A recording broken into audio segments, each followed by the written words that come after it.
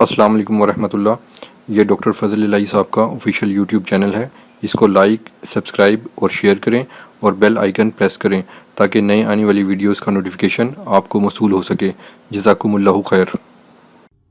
الحمد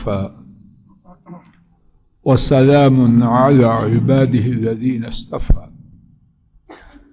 اعوذ بالله السميع العليم من الشيطان الرجيم بسم اللہ الرحمن الرحیم۔ اللہ مالک کی توفیق سے 16واں پارہ سورہ مریم آیات شریفہ 42 سے بعد والی آیات میں اللہ مالک نے ابراہیم علیہ السلام کے اپنے والد کو شرک سے روکنے کے واقعہ کی تفصیل بیان کی۔ اللہ کریم کی توفیق سے یہ بات سمجھنے سمجھانے کی عاجزانہ کوشش کی جا رہی تھی کہ شرک سے روکنا، توحید کی دعوت دینا، نیکی کا حکم دینا، برائی سے روکنا، یہ والدین کے لیے بھی ہے۔ والدین کا ادب اور احترام اس کی راہ میں رکاوٹ نہیں۔ یقیناً ابراہیم علیہ السلام بہت ہی زیادہ اپنے والدین کے حقوق، ان کے ادب احترام کو جاننے، پہچاننے اور اس کا خیال رکھنے والے تھے، لیکن انہوں نے اس کے باوجود اپنے والد کو واضح اور صریح انداز میں نیکی کی دعوت دی، برائی سے روکا، شرک سے منع کیا اور توحید کی دعوت دی۔ اسی سلسلہ میں ہم نے اللہ مالک کی توفیق سے سیرت طیبہ سے نبی کریم صلی اللہ علیہ وسلم کے کچھ واقعات سنے اور سنائے، پھر حضرات صحابہ کے واقعات بھی سنے اور سنائے گئے۔ اللہ کی توفیق سے فائدہ کی غرض سے اللہ کرے کہ کہنے اور سننے والوں سب کو فائدہ ہو۔ 2 واقعات مزید سنتے ہیں، شاید اللہ تعالی ہمارے لیے اس حقیقت کو خوب نکھار دے اور ہم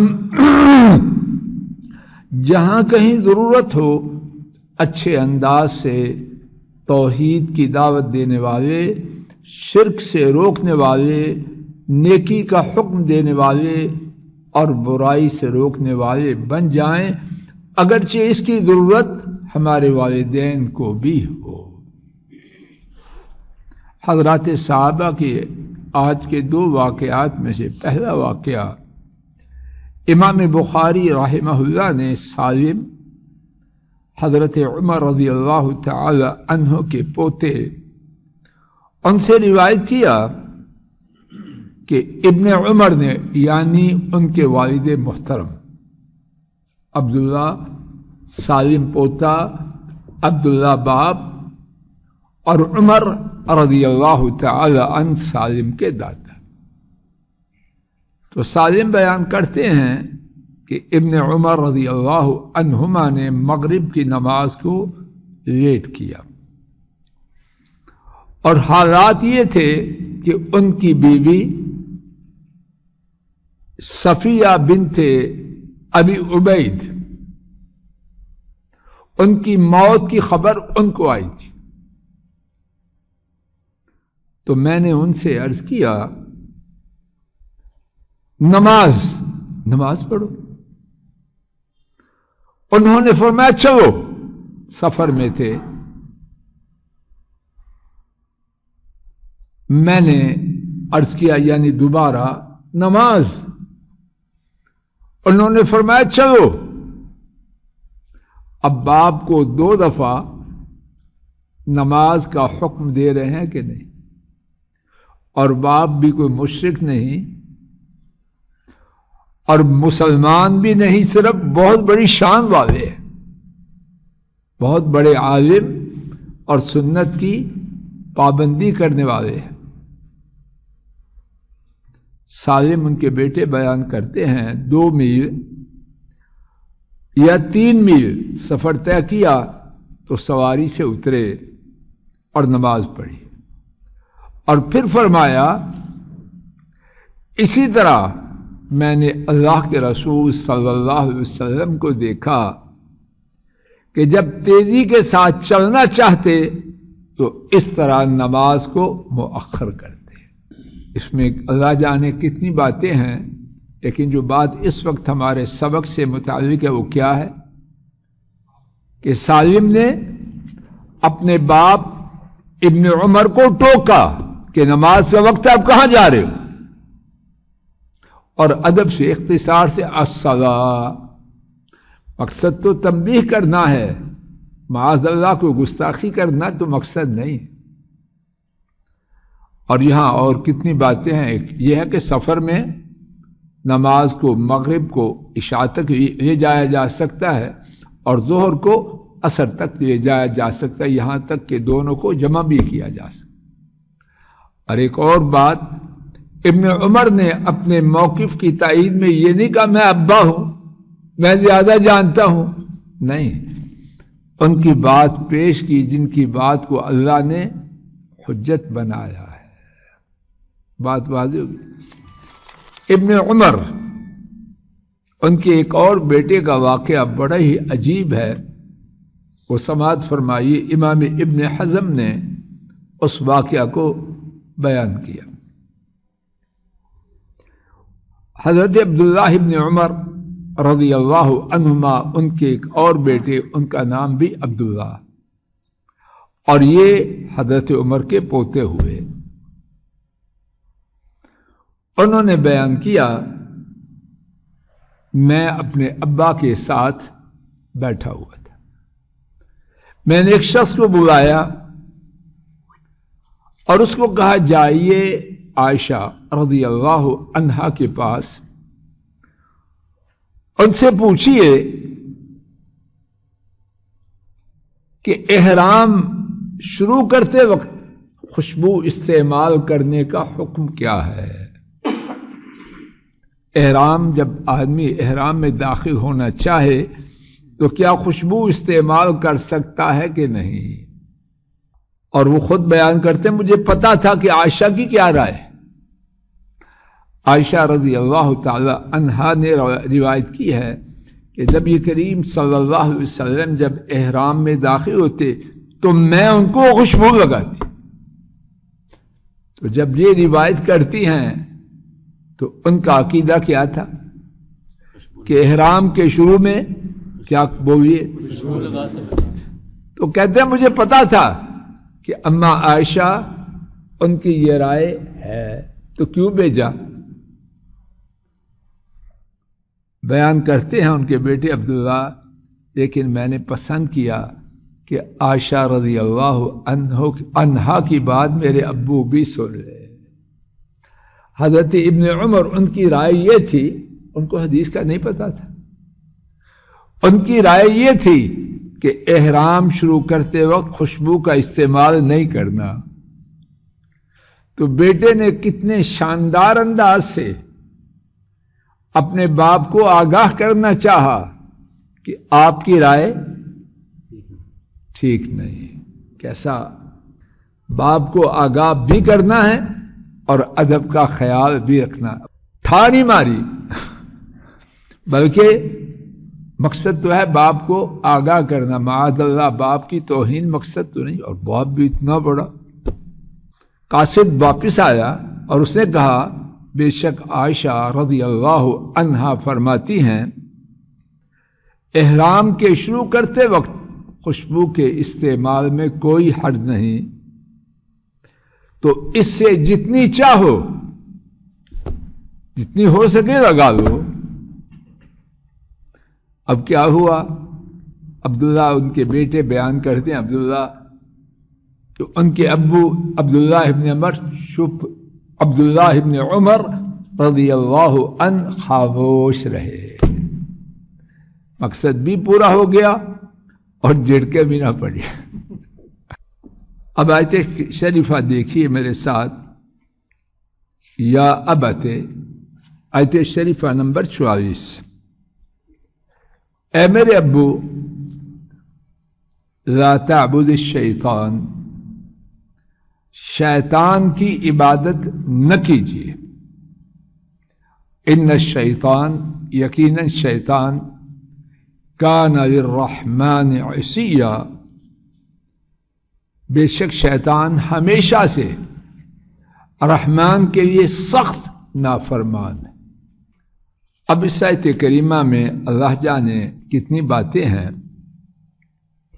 ایک بات تو یہ ہے کہ ابراہیم علیہ السلام نے کس قوت سے اپنے موقف کو پیش کیا۔ اس سے پہلے آیت شریفہ 42، اس میں ذرا دیکھیے، یا ابت لم تعبد ما لا يسمع ولا يبصر ولا يغني عنك شيئا، اے میرے ابو، اس کی عبادت کیوں کرتے ہو جو نہ سنتا ہے، نہ دیکھتا ہے، اور نہ ہی آپ کے کچھ بھی کام آتا ہے، یعنی اس میں نفع کوئی نہیں۔ اب یہاں کیا بیان کر رہے ہیں کہ صرف یہی نہیں، آپ کی یہ کارروائی نفع سے خالی ہے، اب بیان کر رہے ہیں اس میں نقصان ہے۔ دو پہلو ہیں، ایک نفع سے خالی اور دوسرا بعض کام ایسے ہوتے ہیں کہ اس میں نفع تو نہیں، اتنے نہیں کوئی نقصان میں چوکیا حرج ہے۔ تو ابراہیم علیہ السلام ہر طرف سے باپ کے یہ راستہ بند کریں، نفع بھی کوئی نہیں اور نقصان ہے۔ وہ کیسے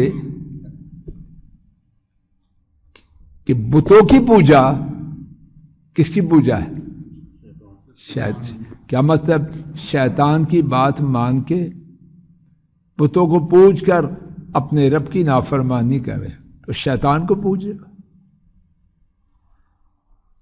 اور شیطان کون ہے؟ بے شک شیطان ہمیشہ سے رحمان کیا سخت نافرمان۔ اللہ کے نبی کا بیان عجیب بیان ہے، اس سے ایسا بیان کس کا ہو سکتا ہے؟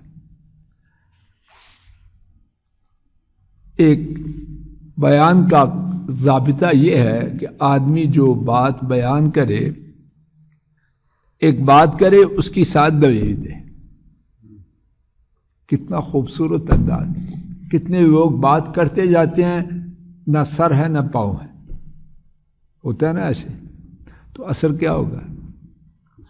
اب دیکھیے ایک جملہ بولا، ساتھ اس کی دلیل دی، لا تعبد الشیطان، شیطان کی عبادت نہ کرو۔ کیوں نہ کرو؟ میں جو کہہ رہا ہوں اس کا کوئی سبب یا بغیر سبب کے بول رہا؟ سبب کیا سبب ہے؟ ان الشیطان کان للرحمن عصیا، یقیناً شیطان ہمیشہ سے رحمان کا سخت نافرمان ہے۔